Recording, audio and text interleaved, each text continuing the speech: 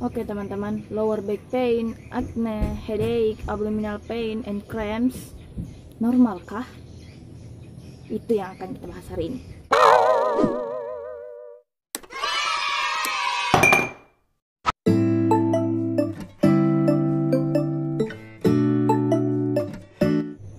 Hey guys, assalamualaikum warahmatullahi wabarakatuh. In this video hari ini kita akan bahas sesuatu tentang healthy dan terkhusus untuk perempuan lagi, again and again. Nah, yang saya sebutkan tadi adalah beberapa atau premenstruasi syndrome yang sering dirasakan oleh sebagian wanita, karena tidak semua wanita merasakannya juga teman-teman. Ada di antara wanita yang justru tidak merasakan apa-apa, dan ada juga yang sangat merasakan dan sangat peka oleh PMS ini. Nah, yang akan kita bahas hari ini adalah apakah jika sebenarnya nyeri atau kram yang terjadi dalam perut ketika kita ingin menstruasi atau hari pertama menstruasi itu normal, ataukah justru tanda-tanda adanya beberapa penyakit.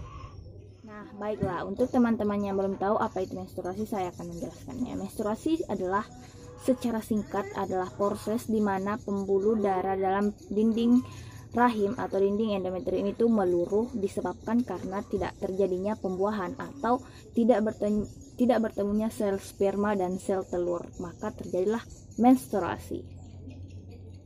Sedangkan PMS yang biasa disebut juga dengan premenstruasi syndrome adalah beberapa gejala-gejala yang terjadi sebelum seseorang melakukan menstruasi sampai dengan terjadinya menstruasi, kayak sakit perut atau pusing, kemudian moody atau moodnya itu berubah-ubah.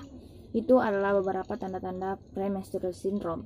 Ada juga yang sering disebut dengan dysmenorrhea. Dysmenorrhea itu sakit atau kram di area perut bagian bawah ketika seseorang menstruasi. Nah, itu adalah beberapa hal-hal atau beberapa gejala-gejala yang sering dirasakan orang ketika ingin menjelang menstruasi. Nah, PMS sendiri ini berbeda-beda dari setiap orang. Kadang bahkan ada beberapa orang yang tidak merasakannya, seperti yang saya katakan tadi.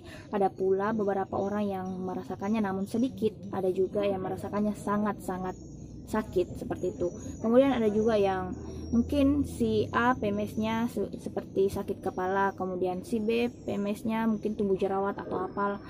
Ya, itu sebenarnya berbeda dari setiap individu teman-teman. Jadi kalian harus mengenali diri kalian sendiri. Oke, next langsung saja kita akan membahas beberapa PMS, maksudnya PMS yang sering dirasakan wanita. Apakah itu normal atau tidak? Yang pertama, lower back pain atau bahasa Indonesianya tuh sakit area belakang yang bawah, tapi bagian punggung itu teman-teman. Nah, jadi teman-teman, lower back pain ini bisa terjadi ketika orang menjelang haid atau malah ketika hari-hari pertama haid.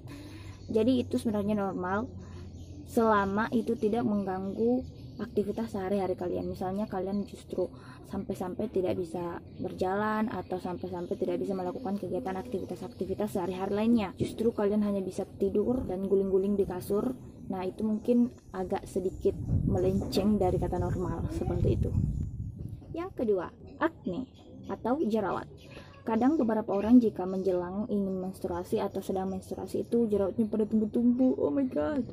Nah, itu adalah sesuatu yang normal teman-teman, jangan khawatir, karena disebabkan oleh hormon-hormon, contohnya seperti hormon estrogen dan progesteron yang sedang naik turun disebabkan oleh menstruasi ini, maka jerawat ini tumbuh. Sesimpelnya sih seperti itu. Intinya jerawat ketika sebelum menstruasi itu dan ketika Anda menstruasi itu normal-normal saja teman-teman. Next is abdominal pain atau nyeri perut atau sakit bagian perut. Karena yang tadi yang pertama itu adalah bagian punggung bawah, nah ini perut. Ya sama sih sebenarnya. Itu disebabkan karena peluruhan yang terjadi oleh rahim. Makanya kan rahim itu berkontraksi sehingga otot-otot dalam perut itu, otot-otot dalam rahim yang ya daerah perut sakit, berkontraksi, makanya kita merasakan sakit seperti itu. Dan Itu juga seperti yang lower back pain itu, abdominal pain normal-normal saja ketika hal itu tidak mengganggu aktivitas kalian. Seperti yang saya jelaskan tadi, selama tidak mengganggu aktivitas kalian itu baik-baik saja teman-teman. Jangan sampai ketika kalian ingin menjelang halangan kemudian merasakan abdominal pain dan kalian sampai-sampai tidak ke sekolah atau tidak naik kuliah atau sampai-sampai tidak pergi kerja. Itu adalah hal-hal yang di luar batas normal dan itu mungkin sebaiknya kalian pergi memeriksakan kepada yang lebih mengerti atau bidangnya, seperti itu, dokter obgyn ataukah bidan. Nah, selanjutnya kram pada perut. Sama dengan abdominal pain tadi, pokoknya yang ketiga ini, lower back pain, abdominal pain, dan kram pada perut ini disebabkan karena meluruhnya, disebabkan karena kontraksinya uterus ini atau rahim, itu disebabkan karena itu. What? Nah, sehingga menyebabkan lower back pain, abdominal pain, dan juga kram pada perut kita teman-teman. Jadi ketiga hal itu disebabkan karena kontraksi rahim. Nah, yang terakhir adalah kram pada payudara. Jadi ketika kita menstruasi ada kram juga pada payudara. Apakah itu normal? Nah, jadi teman-teman, ada juga yang disebut dengan mastodynia, yaitu terjadinya sedikit tegang pada payudara ketika menjelang menstruasi. Jadi hal ini sebenarnya adalah sesuatu yang normal ketika tadi tidak mengganggu hal-hal aktivitas keseharian kalian. Nah, mastodynia ini atau tegang pada payudara ini disebabkan oleh hormon estrogen yang menyebabkan retensi pada air dan garam. Retensi adalah penahanan air dan garam yang disertai dengan hiperemia pada payudara. Hiperemia itu adalah merupakan peningkatan jumlah darah pada bagian tertentu. Nah, menyebabkan hiperemia pada payudara ini sehingga terjadi sakit pada payudara atau payudara itu akan terasa tegang ketika menjelang menstruasi. Nah, itu adalah beberapa PMS atau beberapa jenis penyakit yang sering kalian rasakan ketika menjelang menstruasi dan ketika hari-hari pertama menstruasi. Kesimpulannya, selama tidak mengganggu aktivitas kalian, aktivitas daily activity kalian itu tidak apa-apa teman-teman, karena diantara orang-orang penahanan rasa sakitnya itu berbeda-beda. Misalnya mungkin si A mengatakan ini agak sakit, tapi si B mengatakan ini sudah cukup sakit bagi saya, seperti itu teman-teman. Diantara orang-orang itu penahanan rasa sakitnya itu berbeda-beda, jadi kenali diri kalian sendiri.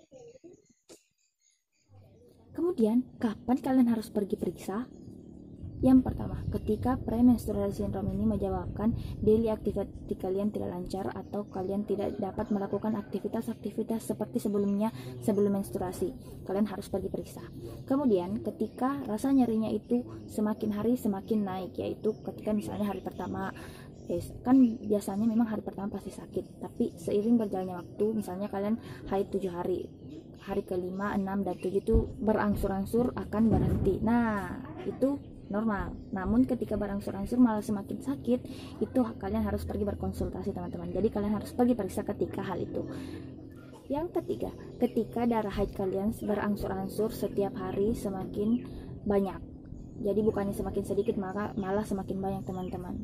Dari hari pertama sampai hari ke-7 itu banyak-banyak terus, ataukah semakin hari semakin banyak, itu sebaiknya kalian pergi berkonsultasi atau segera periksakan ke yang lebih memahami, seperti itu, dokter obgyn. Sedikit tips untuk kalian untuk menangani dysmenorrhea dan PMS ini. 1. Kalian harus sering-sering minum air hangat, lebih bagus, jadi pokoknya lebih banyak minum. Yang kedua, kalian kompres nih pakai botol, tapi botolnya tuh diisi air hangat, kemudian kompres, kemudian diguling-gulingkan di perut kalian. Itu sedikit bisa mengurangi rasa sakit dan kram pada perut ketika menstruasi, ketika PMS maksudnya. Next, yang ketiga adalah kelola stres kalian. Jangan sampai kalian stres dan itu lebih bisa mengakibatkan kalian lebih merasakan sakit teman-teman. Kemudian juga olahraga secara teratur.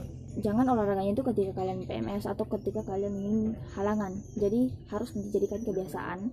Meskipun kalian tidak PMS, kalian harus tetap olahraga supaya ketika kalian PMS itu aura-aura olahraga sebelum PMS itu terasa. Jadi tidak terlalu merasakan nyeri ketika PMS dan menstruasi.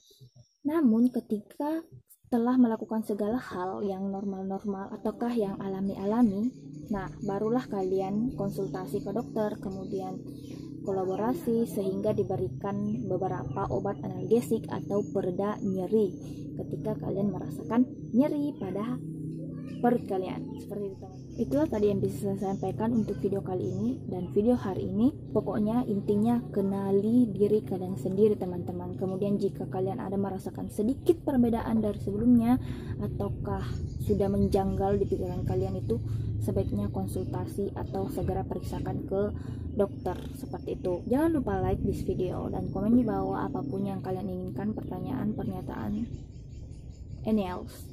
Share ke teman-teman kalian juga supaya teman-teman kalian juga tahu bagaimana cara penanganan PMS dan menstruasi ini, PMS dan dysmenorrhea ini, dan apa saja yang harus kalian perhatikan ketika PMS gitu. Also subscribe this channel. Terima kasih. Assalamualaikum warahmatullahi wabarakatuh. Dah. Thank you for watching my video. See you in the next video.